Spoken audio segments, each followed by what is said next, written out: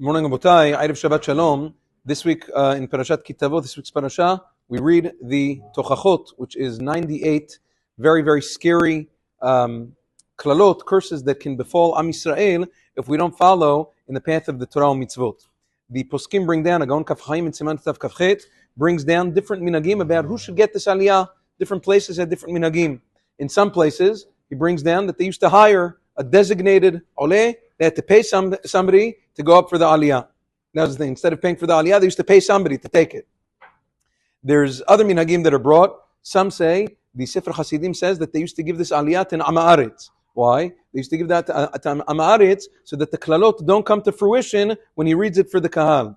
Other poskim, Knesset Gdolah, and others, they say, no, since over here the person who's getting the aliyah, he doesn't mean to curse, it just means to read in the Torah, so there's no issue. So he says, so who does get it? They had the minhag to give it to the Chacham HaKahal, to give it to the greatest Chacham or Zaken, different places with different minhagim.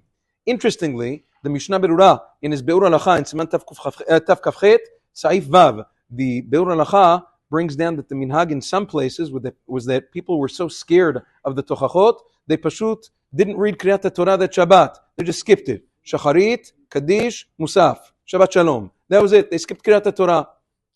And the Mishnah Berurah decries it. He says it's a foolish minhag. He says, what are you talking about? There's a takanat chachamim to read the Torah. And second of all, there's a mitzvah. Musar Hashem beni al tim'as ve'al takutz betochachto. You're not allowed to be repulsed by HaKadosh Baruch Hu's musar. You take it. Now, what are you going to say? He says a mashal.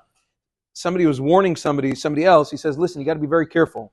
There's a pit. There's like a pothole in the street, a big one, a sinkhole. Be very careful when you're walking in the street. So the guy tells him back, I've got nothing to worry about. He says, why?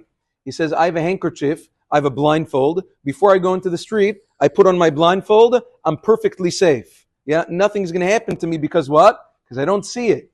That's what the Beur Halacha says, that's exactly what's happening. He says, on the contrary, when you don't see the pit, you're even more in danger, even more at risk. So he says over here, you have to read the Tochacha, internalize it. It's a very, very important thing. Halevai, a Gaon of Meir Mazuz said in his past week's shiur, Halevai, that people should be as afraid of averot as they are of the tochacha. Don't be afraid of the tochacha. Be afraid of averot. That's what you should be afraid of. It's interesting that the Admon Mikotsk, the Saraf Mikotsk, said a very interesting thing.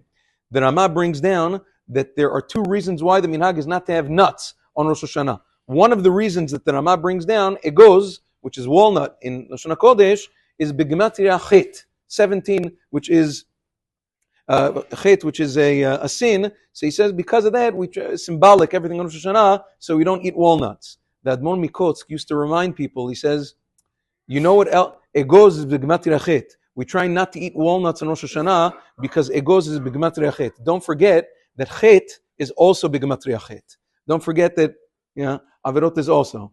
Take it easy, be normal. Shabbat Shalom. Now,